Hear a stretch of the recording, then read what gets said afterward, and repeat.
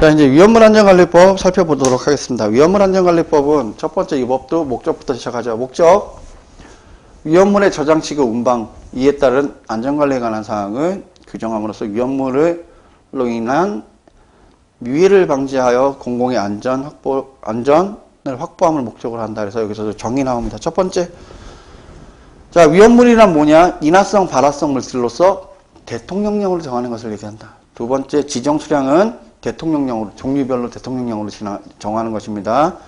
제조소는 위험물을 제조할 목적으로 지정 수량 이상을 저장하는 것을 말하고, 저장소는 지정 수량 이상의 위험물을 저장하기 위한 목적으로 대통령령으로 허가를 받은 것. 그다음 취급소는 지정 수량 이상의 위험물을 제조의 목적으로 취급하기 위한 것이고, 그다음 제조소 등이라 하면 제조, 저장, 취급소를 다 통틀어서 얘기한다.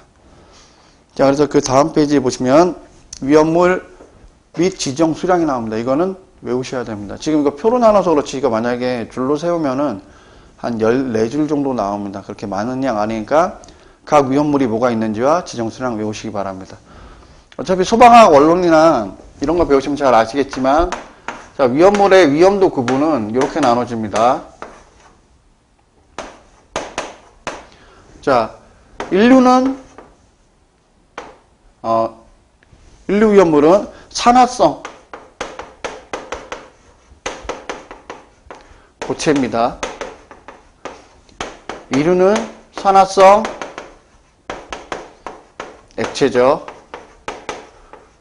자, 이걸 써드리는 이유는 만약에 위험물이든 뭐든 간에 나왔을 때 고체, 액체, 기체가 나왔다 그러면은 고체가 더 무조건 앞순입니다.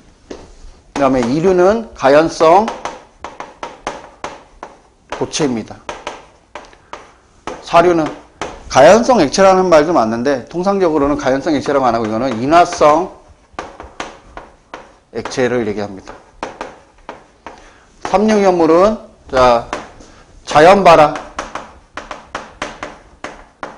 혹은 금수성, 물과 반응하는 거죠.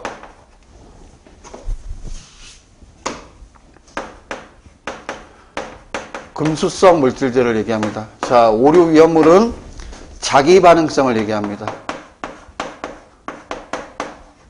즉, 얘기는 오류 물질은 자기가 산소를 갖고 있는 물질을 얘기한다.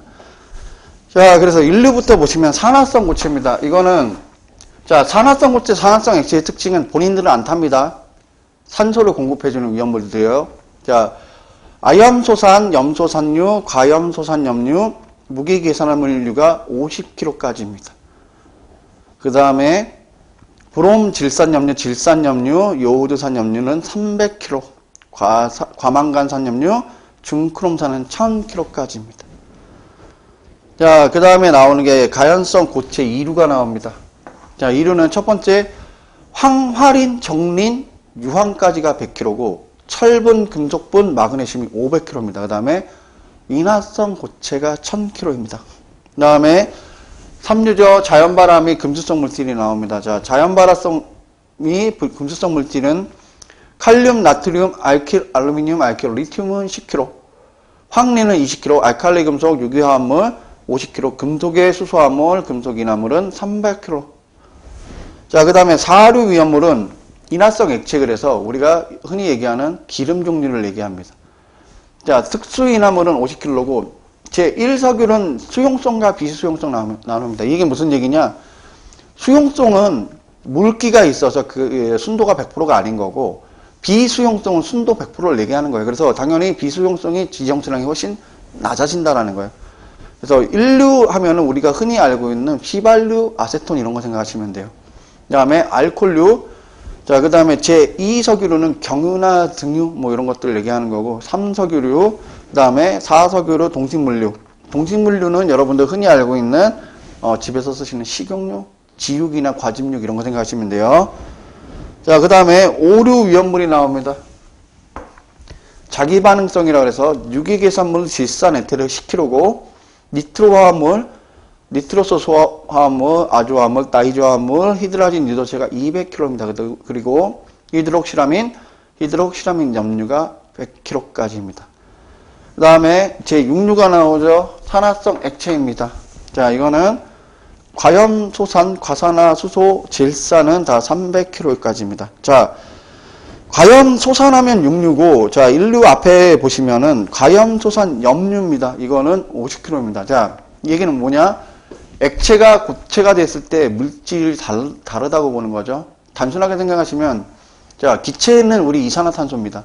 그럼 이 이산화탄소를 고체로 얼는 게 여러분들 그 아이스크림 사시면 주는 드라이 아이스죠. 그렇게 해서 고체일 때, 액체일 때, 기체일 때 물체의 이름이 다 달라질 수 있다는 거 기억하시기 바랍니다.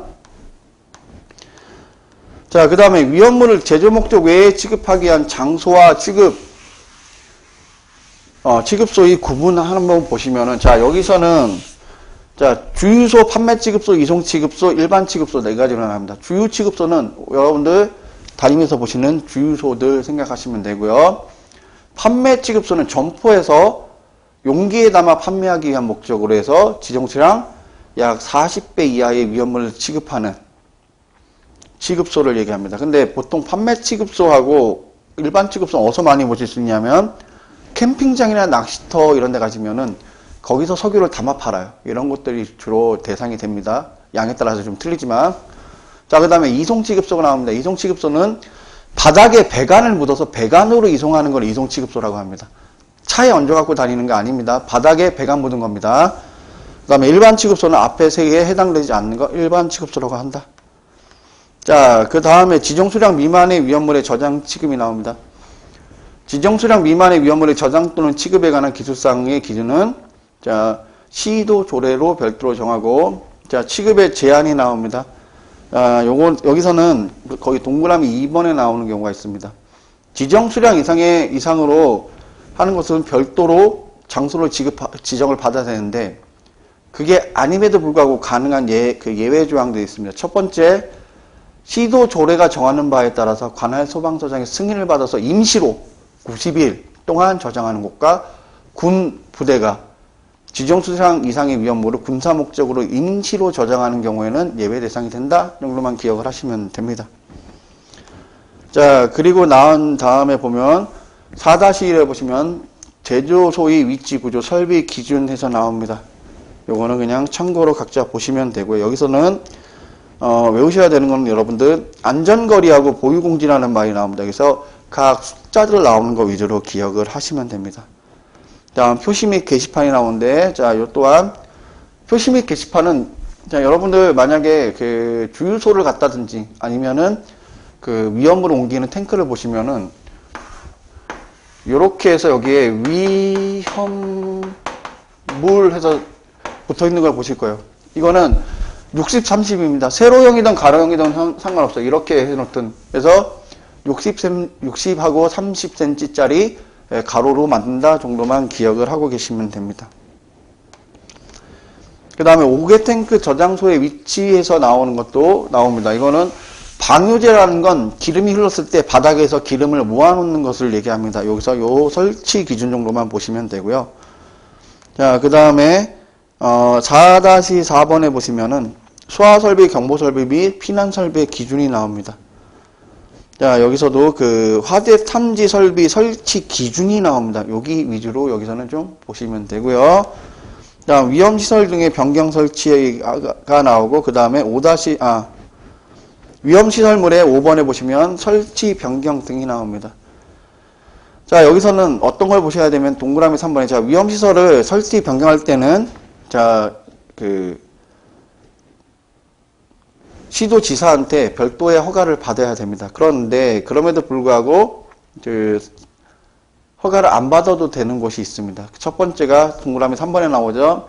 주택의 난방시설을 위한 저장 또는 취급하는 곳. 그 다음에 농해용, 축산용, 수산용 난방시설 또는 건조설비를 지정수량 20배 이하. 자, 이 두 개는 근데 두 개밖에 없는데 구분해서 찢어놓으면 되게 많습니다. 자, 주택 난방시설 이건 하나밖에, 저장하고 취급 두 가지가 나누고, 농해용 난방시설, 농해용 건조시설, 축산용 난방, 축산용 건조, 수상용 난방, 수상용 건조시설. 물론 뒤에 20배 이하는 붙어야 되는 거고요. 이렇게 나누시면 되고요. 자, 그 다음 제조소 등의 변경허가를 받아야 되는 경우가 나옵니다. 요거는 그냥 참고해서 각자 읽어보시기 바라고요. 완공검사가 나옵니다. 여기서도. 자, 위험물 시설에 설치 및 변경 규정에 따른 허가를 받은 자가 제조소 등의 설치를 마쳤거나 그 위치 구조 또는 설비 변경을 마칠 때에는 시도지사한테 완공검사를 받아서 기술 기준에 적합하다고 인정된 후가 아니면 사용해서는 안 된다. 즉 시도지사한테 완공검사 받아야 된다 정도만 보시면 되고, 여기서 기억하셔야 되는 거, 완공검사 신청 시기는 좀 기억하셔야 됩니다.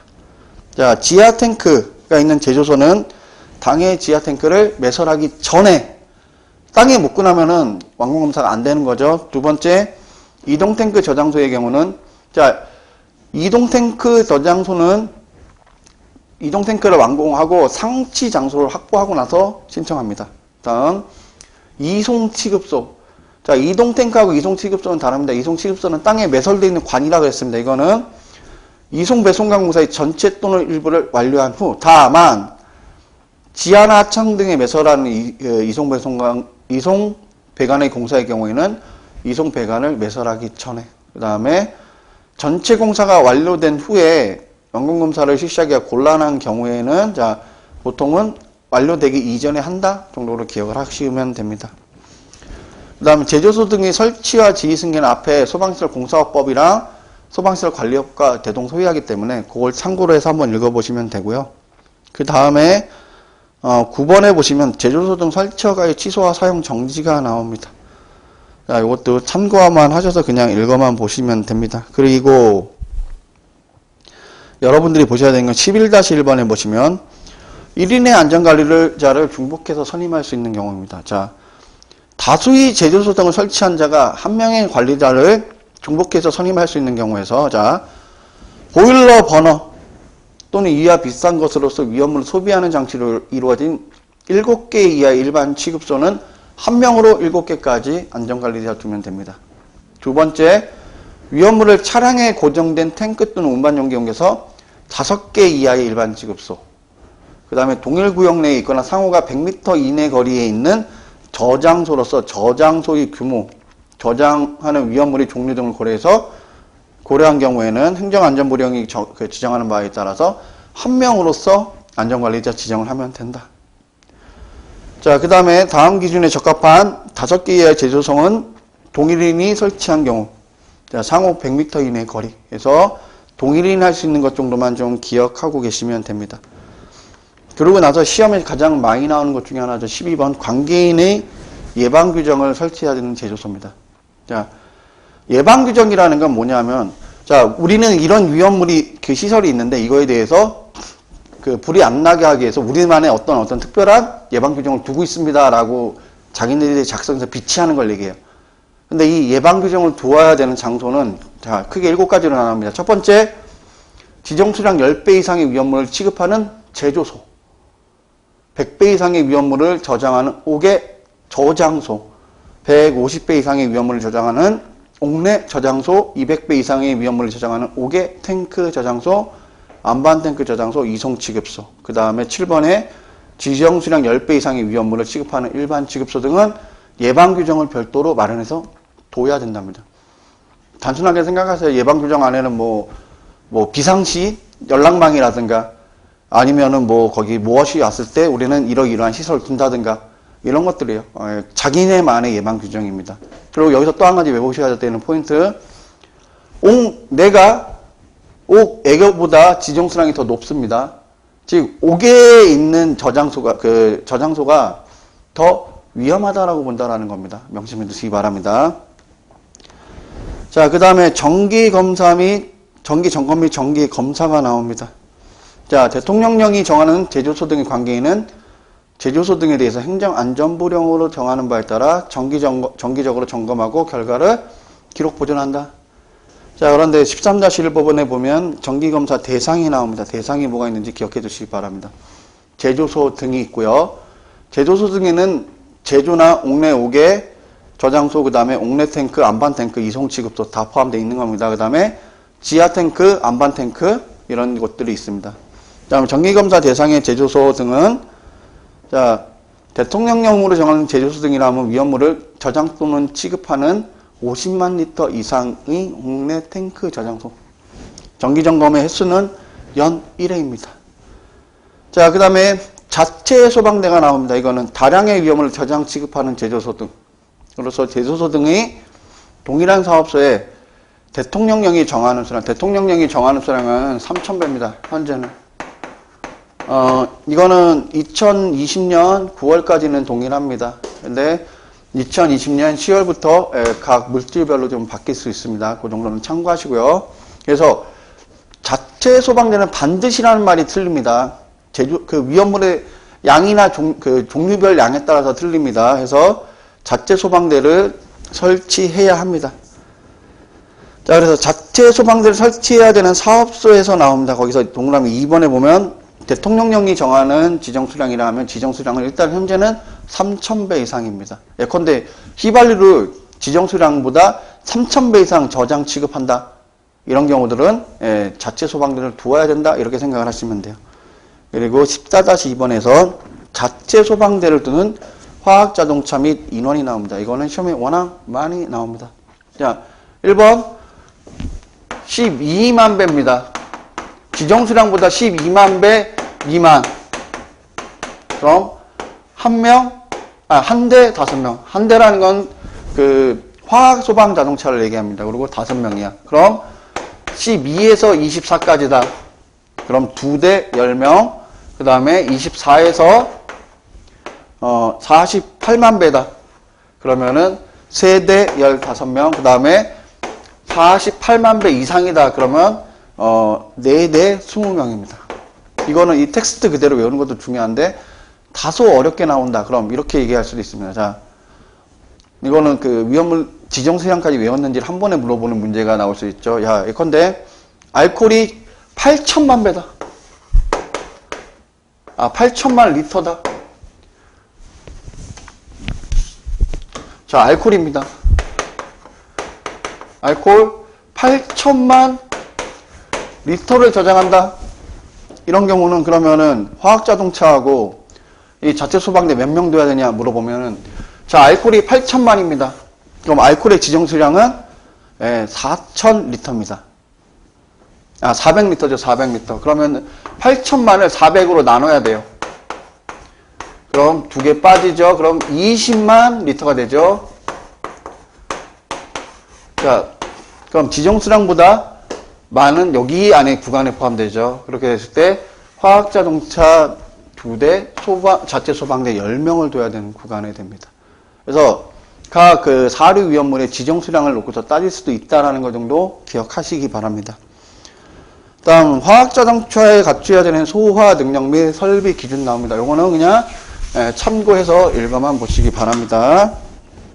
자, 그 다음에 15번에 보시면 위험물 운송이 나옵니다. 자, 위험물은 운반은 그 용기나 적재 방법, 그 운반 방법에 관해서는 다음에 그 중요하고 세부 기준에 따라 행해야 된다. 자, 근데 여기서 15-1번. 자, 대통령령이 정하는 위험물이라. 대통령령으로 정하는 위험물이 이건 뭐냐? 운송 책임자의 감독 지원을 받아 운송해야 되는 위험물이 있습니다. 이거는 알킬 알루미늄, 알킬 리튬, 그리고 알킬 알루미나, 알킬 리튬이 포함된 물질은 위험물 운송 책임자가 있어야만 운송이 가능하다. 이렇게 기억을 하고 계시면 됩니다. 자, 그 다음에 벌칙으로 넘어가시면, 자, 33조에 보시면, 자, 제조소 등의 위험물을 유출, 방출 또는 확산시켜 사람의 생명, 신체 또는 재산에 위험을 발생한 경우 1년 또는 10년이고 앞에 거를 위반해서 사람이 상해가 됐다. 그러면은 3년 이상의 징역에 무기 또는 3년 이상이고 사망에 이르렀다. 그러면은 5년, 그러니까 무기 또는 5년이 되는 거고요. 자, 업무상 과실로 제조소 등의 위험물을 유출, 방출 또는 확산시켜 사람의 생명, 신체 또는 재산의 위험을 발생시킨 자는 7년 또는 7천만 원. 앞에 거를 위반해서 사람이 사망했다. 10년 1억 원의 벌금입니다. 자, 그 다음에 제조소 등의 설치허가를 받지 아니하고 제조소 등을 설치한 자는 5년 이상의 징역 또는 1억 원 이하의 벌금. 아까도 얘기했었습니다. 벌금은 1년 1,000만 원, 3년 3천만 원 다 같이 가는데 유일하게 요거 지금 이 관계법규에서는 요거 하나만 다릅니다. 제조소 등의 설치 허가를 받지 않고 했다 그러면 5년 이하의 징역 또는 1억 원 이하의 벌금에 처한다. 예. 그 다음에 3년 3천만 원은 제조소 등이 아닌 장소에 지정 수량 이상의 위험물을 저장 또는 취급한 자입니다. 자, 그 다음에 1년 1천만 원의 벌금은 탱크 시험자로 등록하지 않고 탱크 시험자 업무를 한 자 이렇게 해당된다 보시면 되고요. 자, 그 다음에 1,500만 원 이하의 벌금은 위험물의 저장 또는 취급에 관한 중요 기준에 따르지 않거나 변경 허가를 받지 아니하고 제조소 등을 변경한 자 이렇게 해서 나머지 부분 쭉 보시면 되고요. 그 다음에 1,000만 원 이하의 벌금이 있습니다. 이거는 위험물 취급에 관한 안전관리와 감독을 하지 아니하거나 안전관리자 또는 그 대리자가 참여하지 아니한 상태에서 위험물을 취급한 경우입니다.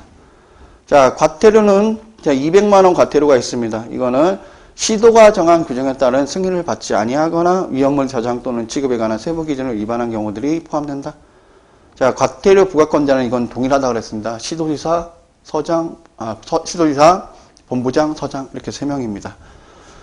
자, 그 다음에 시도의 조례는 200만 원 이하의 과태료를 정할 수 있고 이 경우 과태료 부과권자가 부가 징수한다 해서 과태료하고 벌금 부분은 각각 구분해서 잘 기억해 두시기 바랍니다. 이렇게까지 하시면 위험물 안전관리법까지 해서 소방관계법규에서 외우셔야 되는 중요 사항들까지는 포인트를 다 잡아 드린 거고 이보다 더 세세한 부분들은 각자 다른 기본서라든가 이런 걸로 좀 공부를 하셔도 되고 이 시험을 대비하기 위해서는 이 정도는 이건 최소한입니다. 이 정도는 좀 기억을 꼭 하고 가시기 바랍니다. 자, 이번 시간에도 수고들 하셨습니다.